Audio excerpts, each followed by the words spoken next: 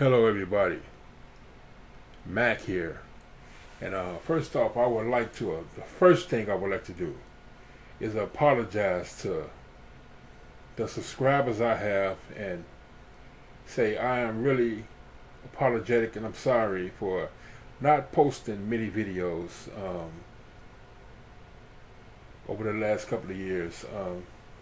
But I said I was going to start the year 2019 off with posting a lot more videos and getting back into the vlog community. But I'm not going into it as far as a disrespectful type of thing. I'm not going in to disrespect other bloggers. I'm more challenging certain things. Like, my main objective is to challenge this GOAT discussion, this about everything. People like to say who the GOAT of everything is, like NBA, NFL, and certain positions and stuff like that, or even the whole sports. I like to say like a certain player is the greatest NBA basketball player of all time, or the greatest football player of all time, and I really don't think people realize what they're doing when they say when one person is the greatest basketball player of all time or football player of all time or any sport. And for those who don't know what I'm talking about, which I'm pretty sure most people do, but I'm going to say it anyway, the GOAT, which stands for greatest of all time, G.O.A.T. And people loves to throw that word around. And to me personally, the only way you can say that someone is a GOAT, and you really can't do it then, is if it's a sport that's individual, like a one-person sport, like boxing or MMA or something like that, where it's just that person, man versus man. So I guess you could say that this person is the greatest MMA fighter of all times, but yet even there it can't be determined because you have weight classes, and you got eras, which is the biggest deal. The eras. You can't say that. Let's say Mike Tyson, which is a boxer everybody in nowadays era is familiar with, and they say if you ask most of these, like a certain age group nowadays, like who's the greatest boxer of all time, I say 75% of them going to say Mike Tyson because they're not familiar with boxers like Muhammad Ali or Larry Holmes or Rocky Marciano, and guys like that from back in the 70s and 60s and 80s. They're going to say Mike Tyson because he's the most recent dominant boxer out there. I mean, of course you had Lennox Lewis and Evander Holyfield, but Mike Tyson is the one that was all over the media and made all that money from his fights. So that's the name that's going to pop up when it comes to boxing. And basketball, of course, Michael Jordan, and then lately LeBron James. They'll say one of them is something like nowadays people will say Michael Jordan or LeBron James is the greatest basketball player of all time. And like that, but they won't bring up like a younger crowd won't bring up Kareem Abdul-Jabbar or Will Chamberlain, Bill Russell, Oscar Robertson. You know where I'm getting at. And and also with football, I've heard them say that Jerry Rice is the greatest football player of all time. Now, football has 11, but I would say probably about 22 positions on a football field at any time. It could be like 22 positions, or maybe it's not, probably not that many, probably about 18. And so they would say like Jerry Rice, which is a wide receiver, is the greatest football player of all time. So those arguments right there is the things that kind of get on my nerves a little bit when they say them types of things. And to me, I think it's mad disrespectful for a person to say that one person is the greatest team sport player of all time, saying that this person that plays one position is better than a whole team. They all got different jobs. And so you're going to sit up and say that this one person is better at the whole game of football or basketball or baseball than every other person out there that works hard at their craft. And you're going to say that this person who don't even know how to do the things that they know how to do is better than them at their job. Like you're going to say like Michael Jordan or LeBron James is a better center than Shaquille O'Neal or, like that. Like, I mean, is that what you're saying? That's got to be what you're saying.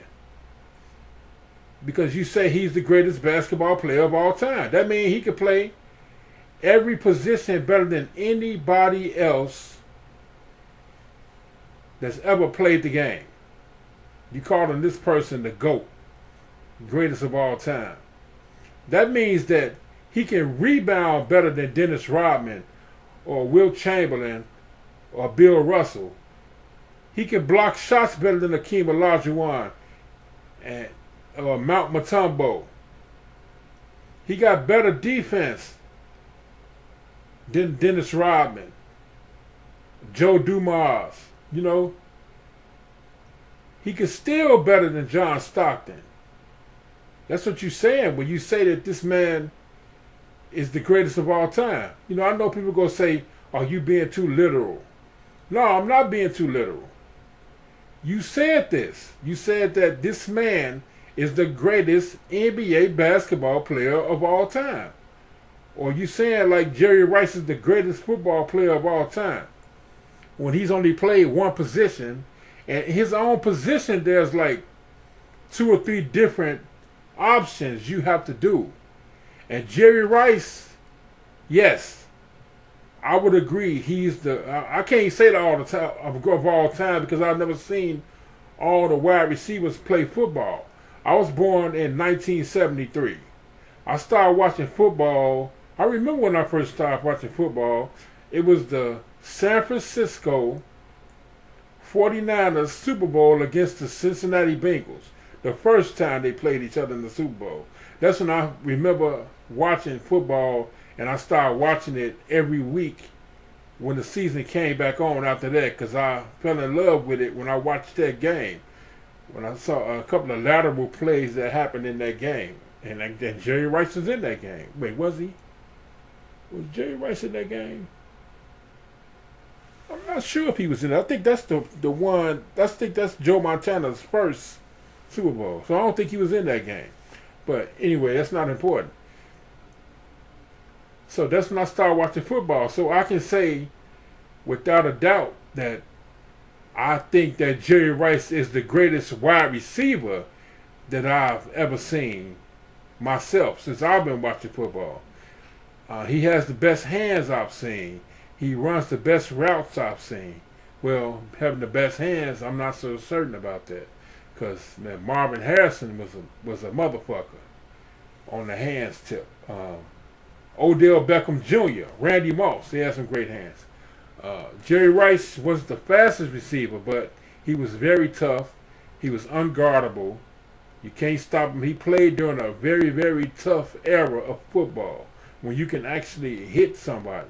So I would say, yes, he's a very tough football player, and he's the best wide receiver I've ever seen.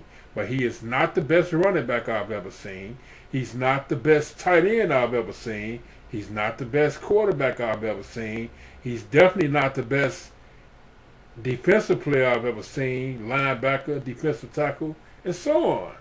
So you can't sit up and say that this man is the greatest football player of all time because there's too many positions in football for you to make this determination.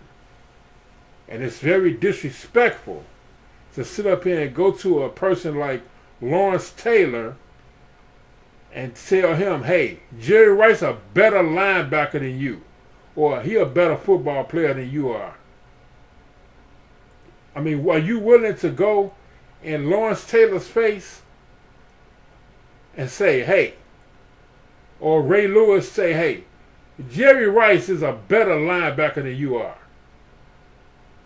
If you ain't willing to do that, then don't say it. You know, what kind of facts you got that back you up that says that this man is a better football player than a person like Lawrence Taylor or Ray Lewis or Deion Sanders? Deion Sanders was the best kick returner, punt returner of his era. And he was the best cornerback of his era. He was a true shutdown cornerback. He took over that side of the field. They call all these other cornerbacks nowadays shutdown cornerbacks, but they got all this help on the outside, like Darrelle Revis. He's one that they always want to say is a shutdown cornerback, but he always have help he always have safety help. Watch Darrelle Revis games. When he's sticking receivers, he always got some safety help over the top. Always. But they'll claim that he's a shutdown cornerback. A shutdown cornerback to me means that you decide that you're going to take this one guy and stick him all by yourself. He's your responsibility. You don't need no help with him like Deion Sanders and Darrell Green did. Those were the two cornerbacks I saw that literally did that. They took one receiver and covered that man all game. No matter where they went, whatever side of the field they on, they went with this guy. And they left the rest to the rest of the team. Darrelle Revis don't do that.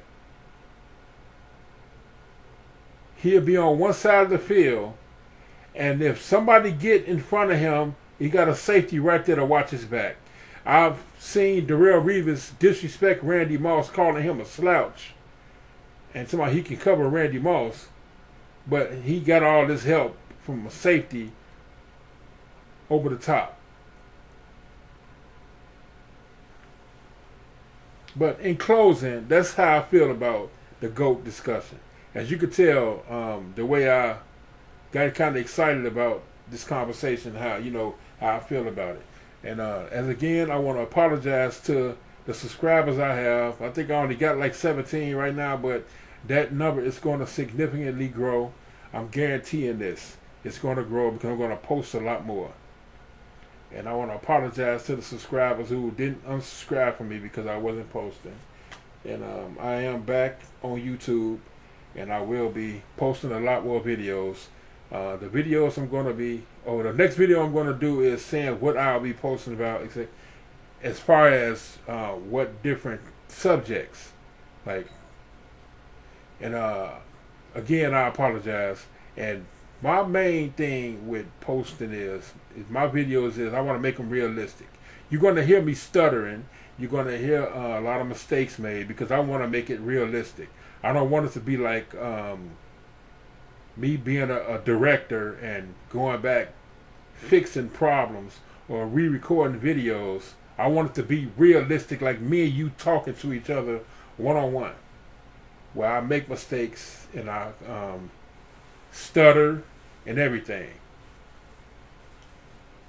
That's my key to what I plan on doing with my videos. Is making it feel like me and you are actually having a conversation. Yeah, of course it's going to sound sloppy. It's not going to sound very professional, but hey, this is YouTube. Let's make it realistic. That's what I'm going for. But in closing,